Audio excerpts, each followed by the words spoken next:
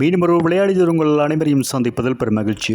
ஐபிஎல்லின் 52வது போட்டியாக நேற்றைய தினத்தை பொறுத்தவரையில் ராயல் சேலஞ்சர்ஸ் பெங்களூர் மற்றும் குஜராத் டைட்டன்ஸ் ஆகிய இரண்டுகளான போட்டி பெங்களூர் சின்னசாமி மைதானத்தில் ஆரம்பமாகியிருந்தது. இந்த போட்டியை பொறுத்தவரை 4 சோற்று வெற்றி பெற்றிருந்தார்கள் ராயல் சேலஞ்சர்ஸ் பெங்களூர் அணியாகவே முதலில் தமது அணியை களத்தடுப்பி தேர்வு செய்து குறிப்பிடத்தக்கது. அதன் அடிப்படையில் குஜராத் டைட்டன்ஸ் ஆரம்பத்தோடு விருத்திமன் சஹா 1, சுப்மன் கில் 2, சாய் சுதர்சன் 6 என அடுத்தடுத்து விக்கெட்டுகள் வீழப்பட்டன. மொத்தமாக 5.3 பந்து வீச்சில் 19 ஓட்டங்களுக்கு 3 விக்கெட்டுகளை இழந்து தடுமாறி இருந்தது.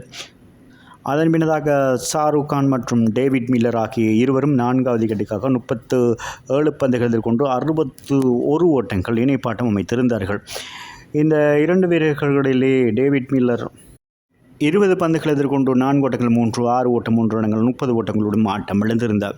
ஷாருக் கான் 24 பந்துகளில் 4 ஓட்டங்கள் 5, 6 ஓட்டம் 3 ரன்களாக 37 ஓட்டங்களையும் பெற்றுக் கொடுத்து குறிப்பிடத்தக்கது. அதன் பின்னதாக ராகுல் டேவாட்டியா 21 பந்துகள் எதிர்கொண்டு 4 ஓட்டங்கள் 5, 6 ஓட்டங்கள் 2 ரன்களாக 35 ஓட்டங்களையும் பெற்றுக் கொடுத்திருந்தார். இறுதி நேரத்தில் ரஷீத் கான் 18 ஓட்டங்கள், விஜய் சங்கர் 10 ஓட்டங்கள் என ஓட்டங்கள் பெற்றாலும் இறுதி நேரத்தில் மானவ் 1, மோஹித் சர்மா 0 என அடுத்தடுத்த ஆட்டம் இழக்க 19.3 பந்து வீச்சில் 147 ஓட்டங்களில் சகல விக்கெட்டுகளையும் இழந்தது என்பது குறிப்பிடத்தக்கது குஜராத் டைட்டன்ஸ் அணியை பொறுத்தவரையில். அதன் காரணமாக ராயல் சேலஞ்சர்ஸ் பெங்களூர் பந்து வீச்சை பொறுத்தவரையில் முகமது சிராஜ் மற்றும் யாஸ் தயால், விஜய் வைசாக் ஆகிய மூவரும் தலா 2 விக்கெட்டுகளையும் வீழ்த்தியிருந்தார்கள். கிரீன் மற்றும் கரண் சர்மா தலா ஒவ்வொரு விக்கெட்டுகளையும் வீழ்த்தியிருந்ததோடு ராயல் சேலஞ்சர்ஸ் பெங்களூர் அணியை பொறுத்தவரையில் 148 ஓட்டங்கள் இலக்காக நிர்ணயிக்கப்பட்டிருந்தது.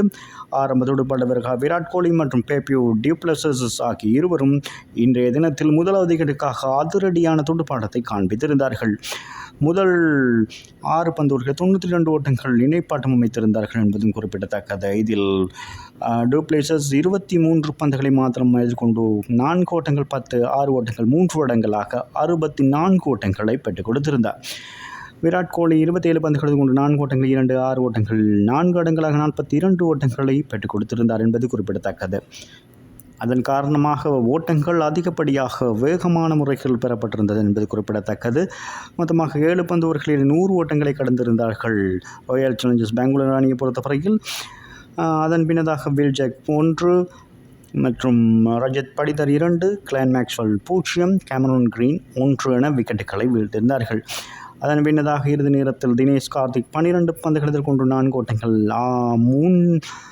6 ஓட்டங்கள் 3 ஓட்டம் அடங்களாக ஆட்டமிழக்க 21 ஓட்டங்களை பெற்றுக் கொடுத்ததோடு ஸ்டாப்னால் சிங் 9 பந்துகளில் 4 ஓட்டங்கள் 2, 6 ஓட்டம் 3 இடங்களாக 15 ஓட்டங்களோடும் ஆட்டம் இழக்காதிருந்த வேளையில் சிறப்பான ஒரு இணைப்பாட்டம் அமைத்திருந்தார்கள். 18 பந்துகளில் 35 ஓட்டங்களை பெற்றுக் கொடுத்திருந்தார்கள் 7வது விக்கெட்டுக்காக. ஆகவே இதன் காரணமாக 13.4 பந்து வீச்சில் 152 ஓட்டங்களை பெற்றுக் கொடுத்திருந்தார்கள் 6 விக்கெட்டுகளை இழந்து. இதில் 4 விக்கெட்டுகள் மற்றும் 38 பந்துகள் மீதம் இருக்கின்ற வேளையில் இந்த போட்டியில் ராயல் சேலஞ்சர்ஸ் பெங்களூர் அணி வெற்றி பெற்றிருக்கிறார்கள். பந்து வீச்சை பொறுத்தவரையில் குஜராத் டைட்டன்ஸ் அணியில் ஜோஸ்வா லீட்டில் 4 ஓவர்களில் 45 ஓட்டங்களை பெற்றுக் கொடுத்து 4 விக்கெட்டுகளையும் 100 அகமட் 2 விக்கெட்டுகளையும் வீழ்த்தியிருந்தார் என்பது குறிப்பிடத்தக்கது. இந்த போட்டியில் வெற்றி பெற்றதன் காரணமாக ராயல் சேலஞ்சர்ஸ் அணியை பொறுத்தவரையில் 11 போட்டிகளில் மொத்தமாக பங்கேற்று 4 போட்டிகளில் வெற்றி 7 போட்டிகள் தோல்வி இடங்களாக 8 புள்ளிகளோடு இப்பொழுது 7ஆம் இடத்திற்கு முன்னேறி இருக்கிறது. இந்த போட்டியில் தோல்வியடைந்த காரணமாக குஜராத் டைட்டன்ஸை பொறுத்தவரையில் 11 போட்டிகளில் மொத்தமாக பங்கேற்று 4 போட்டிகளில் வெற்றி 7 போட்டிகள் தோல்வி இடங்களாக 8 புள்ளிகளோடு இப்பொழுது 9வது இடத்திற்கு பின்தள்ளப்பட்டிருக்கிறது புள்ளிப்பட்டியலிலே. ஆகவே இந்த போட்டியை பொறுத்தவரையில் சிறப்பான முறையில் பந்து வீசிய முகமது சிராஜ் இந்த போட்டியின் ஆட்ட நாயகனாக தெரிவான் என்பது குறிப்பிடத்தக்கது. மீண்டும் ஒரு விளையாடி உங்களை சந்திக்கும் வரை உங்களிடமிருந்து விடைபெறுவது உங்கள் அன்பின் பதுலை தாஸ். வணக்கம் அன்பு சொந்தங்களே.